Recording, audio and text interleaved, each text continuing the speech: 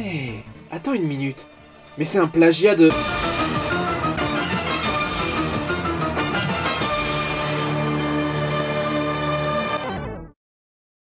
S'il existait un panthéon du manga, on y retrouverait des classiques comme Dragon Ball, Akira et bien d'autres, et un des mangas les plus particuliers à y figurer serait Death Note.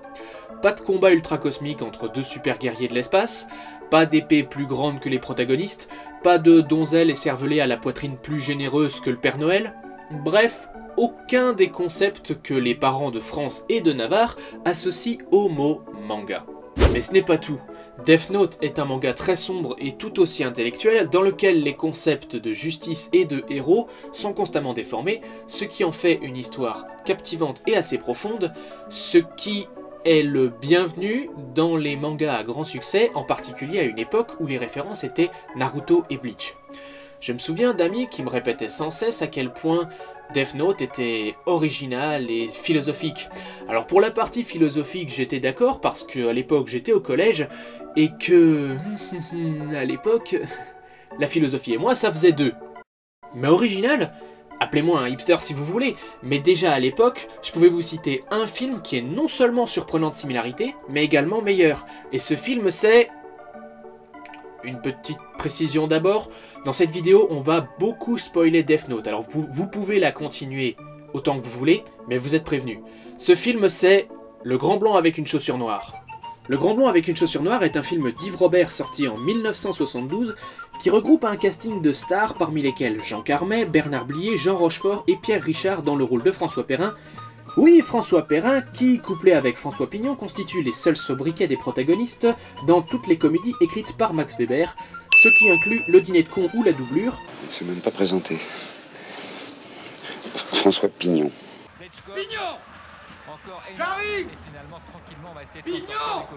Vous êtes bien monsieur François Pignon? Tout à fait, oui. Et si vous vous dites, non, il est pas sérieux, il a quand même pas insinué qu'un prélude au Dîner de con est plus intense que Death Note. On parie. Tout comme Death Note raconte la guerre psychologique entre Light Yagami et le grand détective L, le Grand Blond avec une chaussure noire raconte la guerre psychologique entre le colonel Toulouse et le capitaine Milan. Et d'ailleurs, le film commence en nous présentant l'un des deux.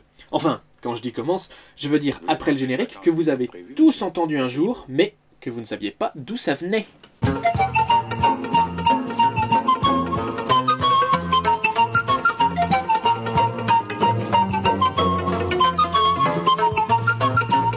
Oui, vous savez, c'est le genre de mélodie iconique que vous avez tous entendu une fois dans votre vie, mais vous ne saviez pas d'où ça venait.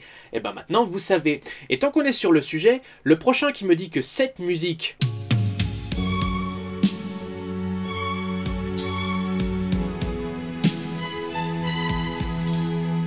vient de Royal Canin prend ma main dans la face. Fort. Voici le colonel Toulouse, joué par Jean Rochefort, accompagné de son bras droit Perrache, joué par Paul Le Person. Ils sont espionnés par le capitaine Milan, joué par Bernard Blier. Sa méthode préférée est de poser des micros partout, mais il semblerait que Toulouse soit un peu plus malin que ça. Nous nous sommes bien reposés. Maman est rentrée en pleine forme.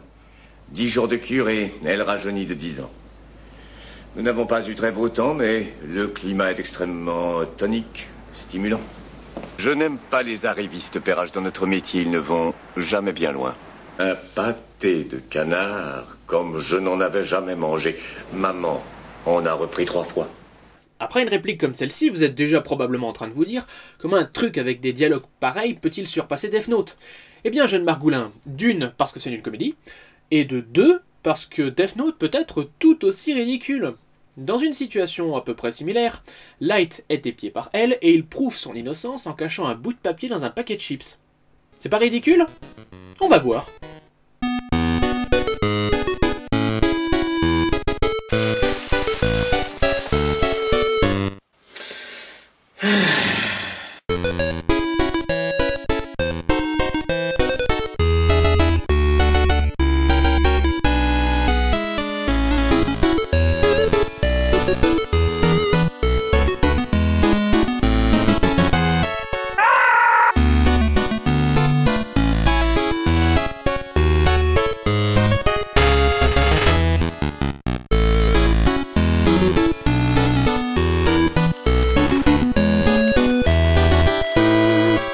Putain, mais on y va aussi clair que dans le trou du cul d'un...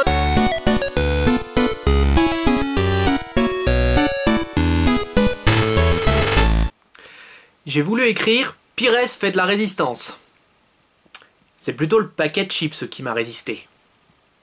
Quoi qu'il en soit, Toulouse décide pour débusquer Milan d'avoir recours à un appât, un anonyme dans la foule qui sera notre personnage principal, joué par Pierre Richard.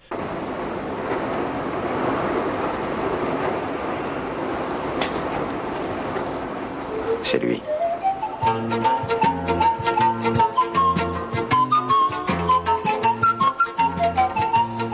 Le grand blond avec une chaussure noire. Et l'arrivée de ce personnage rend un petit peu plus difficile une comparaison détaillée entre ces deux œuvres. Et d'ailleurs ça m'arrange, parce que Le Grand Blond avec une chaussure noire est un excellent film et ça me ferait mal de le spoiler. Mais pas besoin, l'architecture est là. La bataille entre Milan et Toulouse est à mettre en parallèle avec celle entre Light et L, et comme dans Death Note, aucun des deux n'est vraiment gentil ou méchant. Quoique dans Death Note, cette distinction est quand même un petit peu plus marquée. Dans le film, comme dans le manga, ils essaient de rivaliser d'ingéniosité pour atteindre le premier leurs objectifs. Ceci constitue une grande majorité du manga, mais pas du film, et c'est pour ça que je pense qu'il est meilleur. Le personnage principal, François Perrin, a des problèmes qui sont familiers aux spectateurs tout en restant plongé dans le combat Toulouse-Milan. Death Note n'a pas ça. Elle et Light sont tous les deux des sociopathes à 230 de QI avec autant d'aimabilité qu'une carotte faisandée. Les seuls personnages aimables dans Death Note sont les acolytes de la police, qui sont les bouffons de l'intrigue parce que... Oh lol, ils sont demeurés comparés à Light Osama. Et Misa, qui, malgré le fait qu'elle soit aussi une méga sociopathe, a des nichons, ce qui l'a propulsée au rang de sex symbole avec le titre de waifu de l'année 2006. Ce qui est assez troublant quand on sait que Le Grand Blond avec une chaussure noire a lancé la réputation de sex symbole de Mireille Dark. Et pour de sacrées bonnes raisons. Et tout comme mon érection a tendance à préférer Mireille Dark à Misa Misa, j'ai tendance à préférer Le Grand Blond avec une chaussure noire à Death Note. Pas parce que c'est une comédie, parce que dans Death Note, il n'y a pas beaucoup de scènes ridicules comme celle du paquet de chips mentionné précédemment. Non, c'est surtout parce que la majorité des personnages sont plus diversifiés et donc plus attachants. On est plus facilement rebuté par Elle et Light et ça peut décourager certains lecteurs. Et c'est bien dommage parce que l'intrigue, quoique ponctuellement incompréhensible, est bien cadencée et riche en action et suspense. Et la résolution du conflit est même meilleure que dans Le Grand Blond avec une chaussure noire. Il faut juste accepter d'être entouré de personnages antipathiques tout du long. Soit dit en passant, mon analyse s'arrête au milieu du manga, c'est-à-dire le moment où... Méga ultra spoiler! Elle meurt. On ne peut pas exactement relier le film à la deuxième partie du manga. En revanche, cette deuxième partie en question, on peut la relier à la suite du film. Le retour du Grand Blond. Oui, après le succès amplement mérité du Grand Blond avec une chaussure noire, une suite avec la majorité du casting conservé, à part un bien sûr, et si vous avez fait attention, vous savez que c'est l'un de ces deux gentilshommes, parce que la règle numéro 1 pour le personnel des services secrets est... Et vous savez qu'on n'a jamais renvoyé personne? Je savais vous garder ou vous éliminer. Cette fois-ci, le protégé du capitaine Milan enquête sur sa mort et suspecte très fortement le colonel Toulouse. Scripter cette phrase a été très difficile pour moi, parce qu'elle m'a fait réaliser que je ne sais pas écrire. En effet, je ne sais pas expliquer le scénario du retour du Grand Blond, sans vous spoiler la fin du Grand Blond avec une chaussure noire.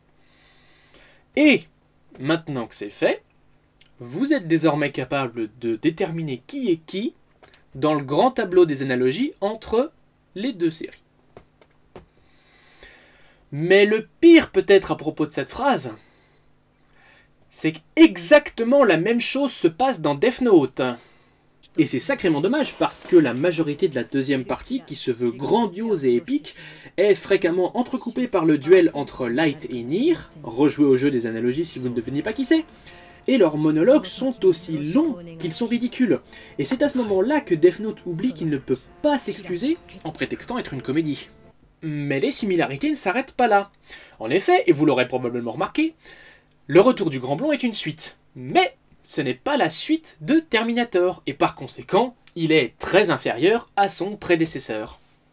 Et la même chose peut être dite de la deuxième partie de Death Note. Oui, j'attaque au décapfour. Non, j'ai pas honte.